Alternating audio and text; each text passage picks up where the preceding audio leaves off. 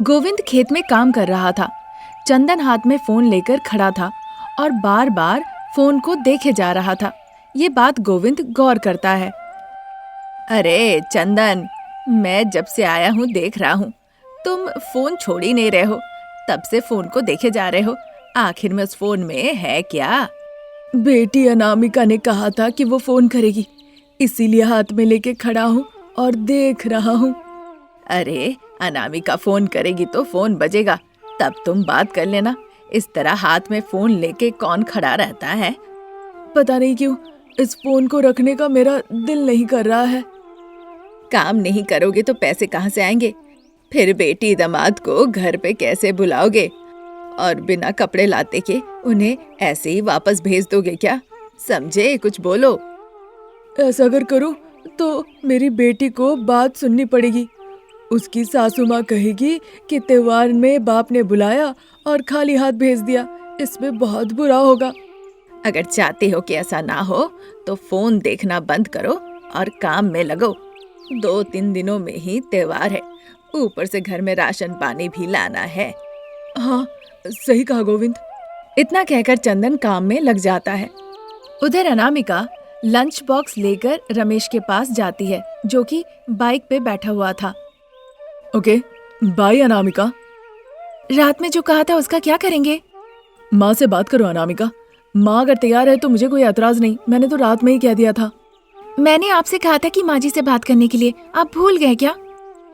ओहो, सॉरी, तुमने तो कहा था, मैं ही भूल गया था। उसकी बातें सुन के अनामिका दुखी हो जाती है और रोने लगती है। संक्रांति का त्योहार आ रहा है, मैंने आपसे कहा था पिताजी से जाके एक बार मिलकर आइए। आपको क्या मेरे ऊपर थोड़ी भी दया नहीं आती है? अनामिका के इस तरह कहने पे रमेश विनती करने लगता है।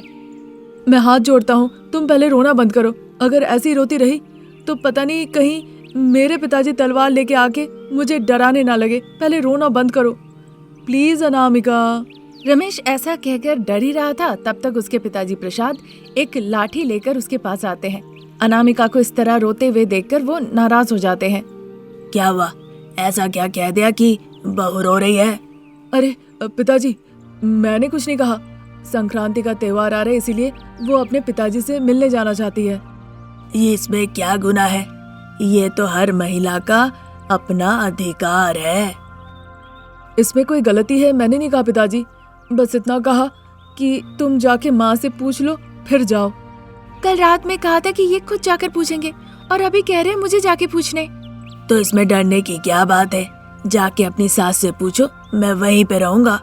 ये सुनकर रमेश को लगा अच्छा मौका है, वो जल्दी से अपना बाइक लेके वहाँ से निकल गया। उधर शारदा अपने बेडरूम में बैठकर बेटी लावण्या से बात कर रही होती है। लावण्या, तुम्हारी सास तुम्हारी अच्छे से देखभाल तो करती है ना? अच्छे से देखभाल करती है माँ। दामाद जी के साथ संबंध अच्छे हैं ना? हाँ माँ, पर ये सब क्यों पूछ रही हो? तुम बस वहाँ खुश रहो, तुम्हारी माँ यही चाहती है। कहो तो मैं और तुम्हारे पिताजी एक बार जाके बात करें क्या? पर क्यों माँ? क्योंकि संक्रांति का त्योहार आ रहा है, तुम्हारी नई शादी हुई है, तुम और दामाद यहीं रहना, नए कपड़े के साथ विदा करेंगे। ऐसा क्या? तो मैं उनसे एक बार पूछकर आपको बताती हूँ। दामाद जी आते बात करके फोन करके बताना। इतना कहकर शारदा फोन रखती है। तब तक अनामिका और प्रसाद अंदर आते हैं। बहू को देखकर शारदा कहती है, बहू, बेटा ऑफिस चला गया? चले गए माँ जी। शारदा, बहू तुमसे यहाँ कुछ बात कहने आई है। कहो बहू, क्या बात है? असल में माँ जी, संक्रांति का त्योहार आ रहा है ना, मुझे अपने पिताजी के घर जाना है। नहीं बहू, कहीं जाने की जरूरत नहीं। अभी तुम्हारी ननद लावण्या और उसके पति किशोर की नई शादी हुई है। संक्रांति के मौके पर वो यहाँ आने वाले हैं। तुम अगर नहीं रहोगी तो अच्छा दिखेगा क्या, बताओ? ये बात सुनकर अनामिका के आंखों से आंसू बहने लगते हैं। फिर दुखी होकर, वो बात नहीं है माँ जी, मेरे घर में पिताजी अकेले हैं, वो मेरा इंतजार कर रहे होंगे। वहाँ उन्हें अकेली रहने की क्या जरूरत है? फोन करके यहाँ बुला लो, हमारे साथ खुशी खुशी बिताएंगे। शारदा, उनका कोई आत्मसम्मान नहीं है क्या? त्योहार के मौके पे वो भी तो चाहेंगे कि उनकी बेटी दामाद उनके घर पे आए। वो बेटी के घर क्यों आएंगे? ये उनकी इच्छा है, पर तुम नहीं जा सकती हो।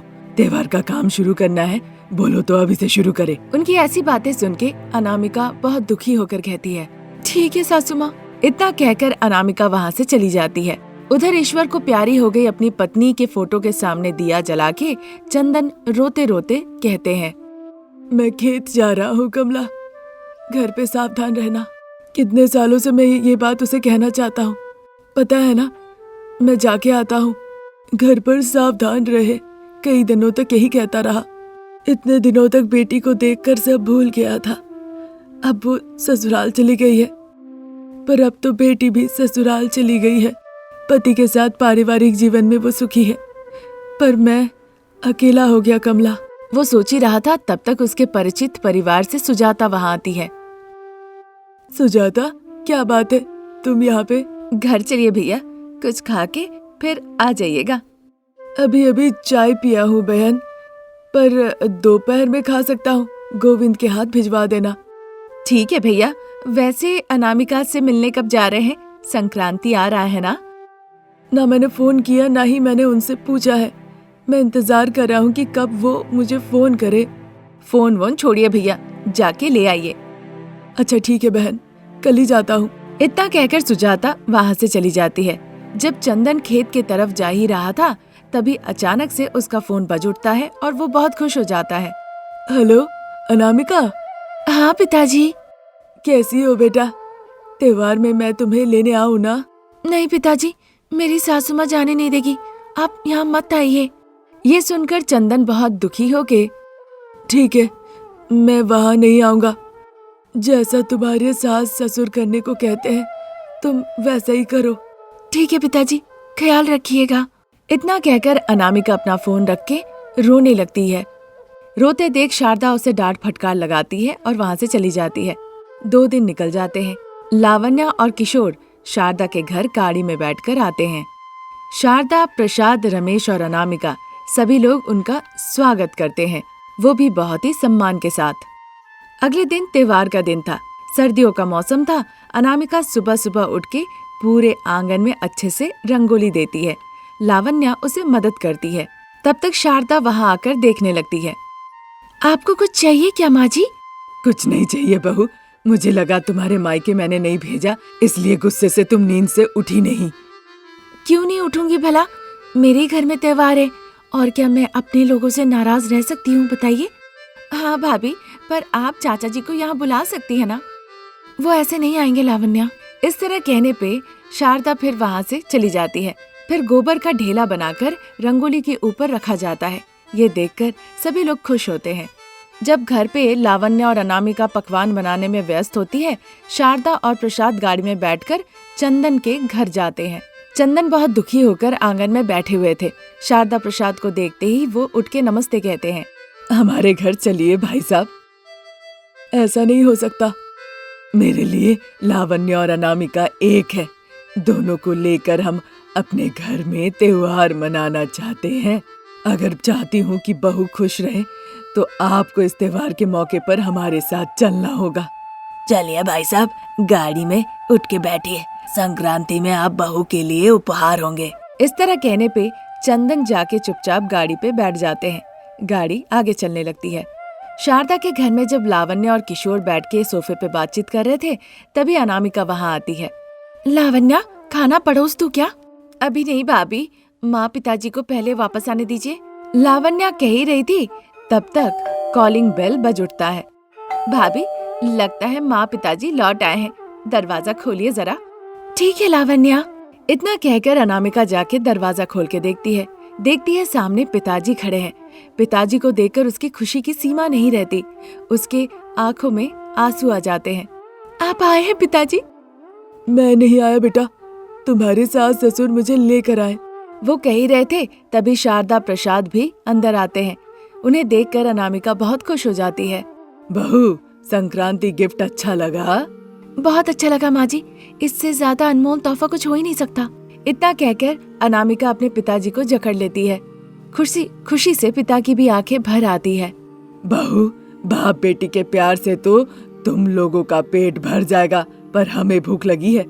चलिए मैं परोस देती हूँ माँ जी। सारा इंतजाम तुम लोग करो, फिर हम सब एक साथ इस त्योहार के मौके पर नीचे बैठ के खाएंगे।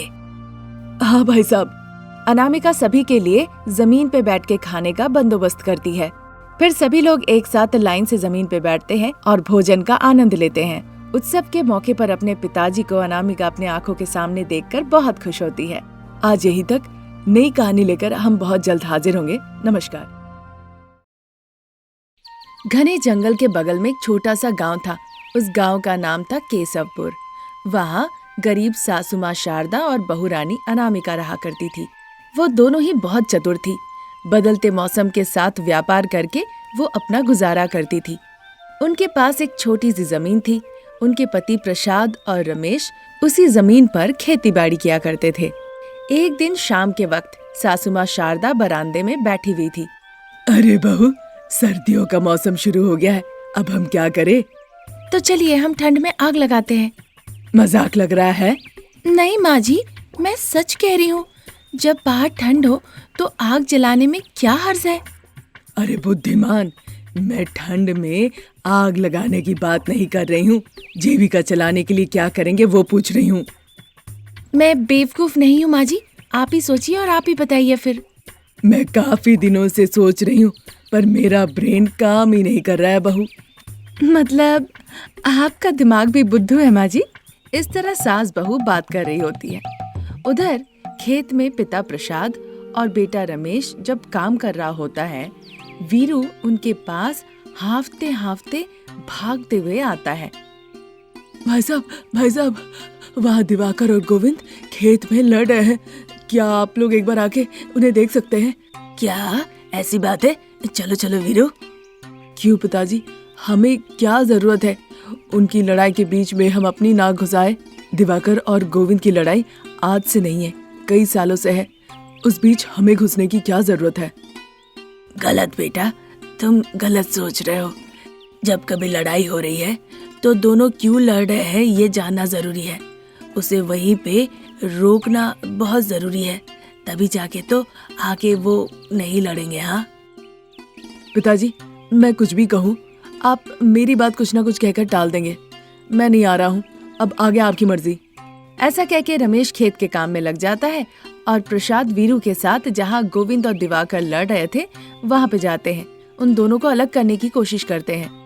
अरे दिवाकर, अगर कुछ समस्या है तो बैठ के बात करो, इस तरह लड़ाई क्यों कर रहे हो? भाई साहब, मैंने इन्हें परेशान नहीं किया, ये मुझे उकसाए जा रहे हैं। देखिए, मैंने जानबूझ के नहीं किया।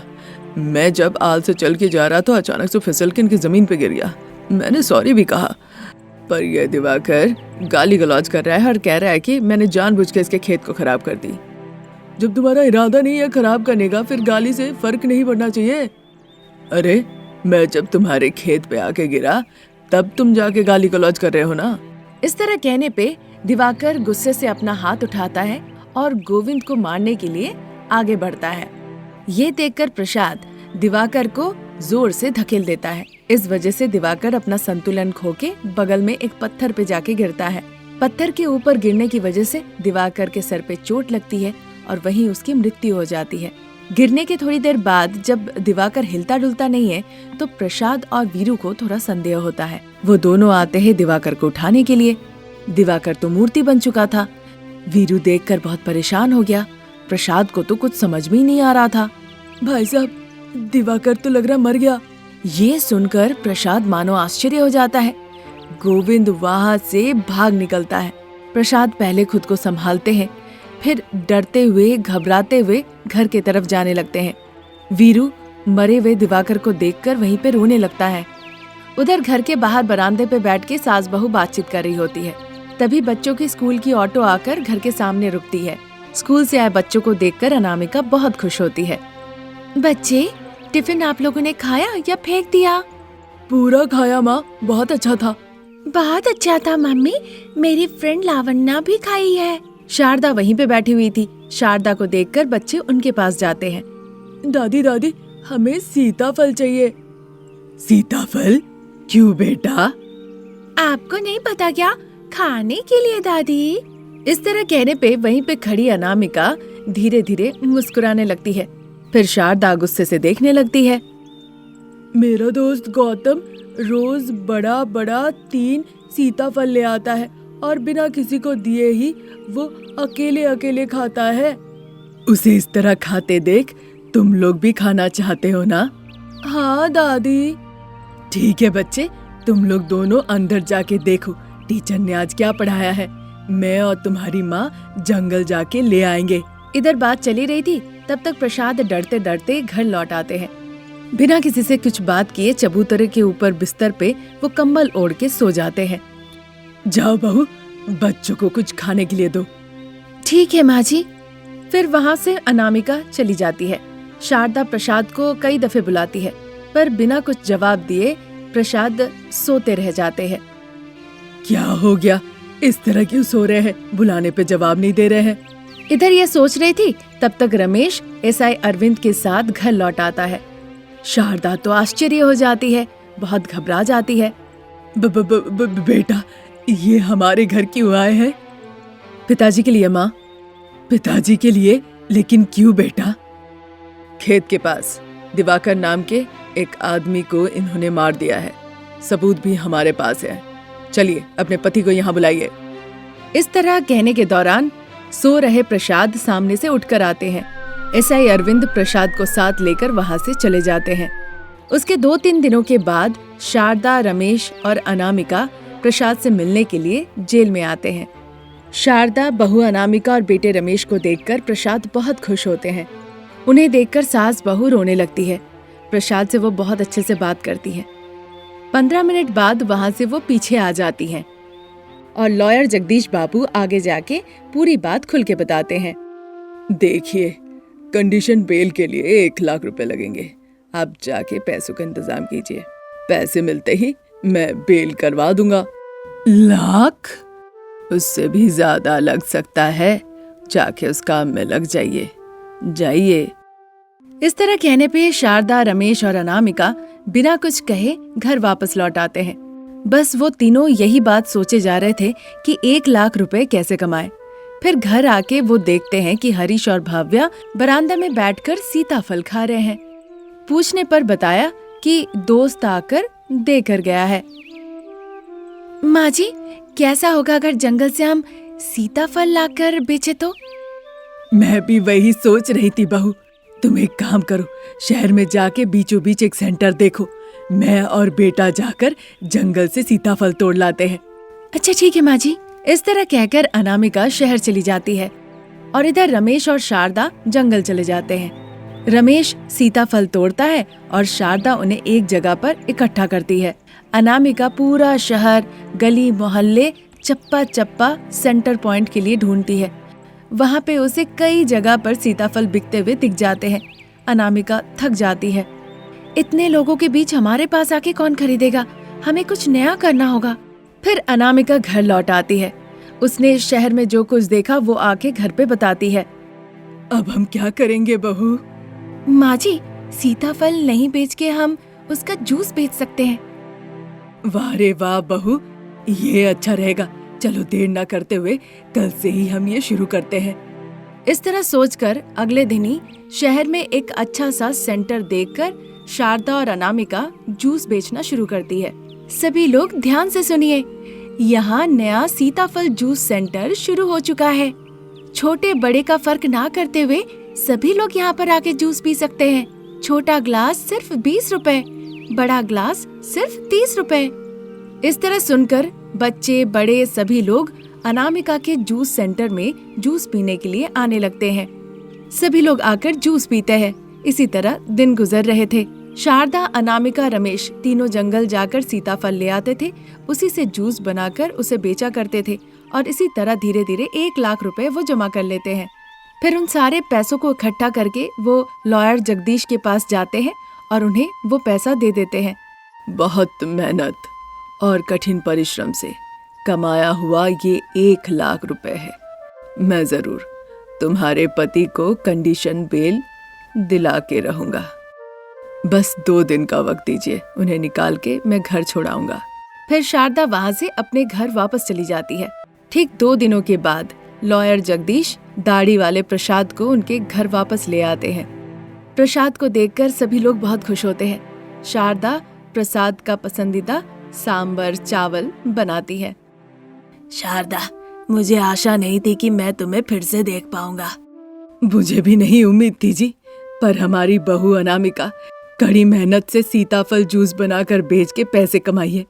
इतने पैसे, और वो भी इतने कम समय में। बहू, पता नहीं मैं तुम्हें कैसे धन्यवाद कहूँ, शब्द कम पड़ जाएंगे। ऐसा मत कहिए पिताजी, आप ससुर जी के रूप में मेरे पिताजी है और मेरा ये कर्तव्य बनता है अपने पिता की रक्षा करना। इस तरह अनामिका कहती है। तब से रमेश और अनामिका दोनों मिलके सीताफल जूस सेंटर में जूस बेचकर अपना घर परिवार चलाने लगते हैं। ये थी आज की कहानी। नई कहानी लेकर जल्द हाजिर होंगे। नमस्कार।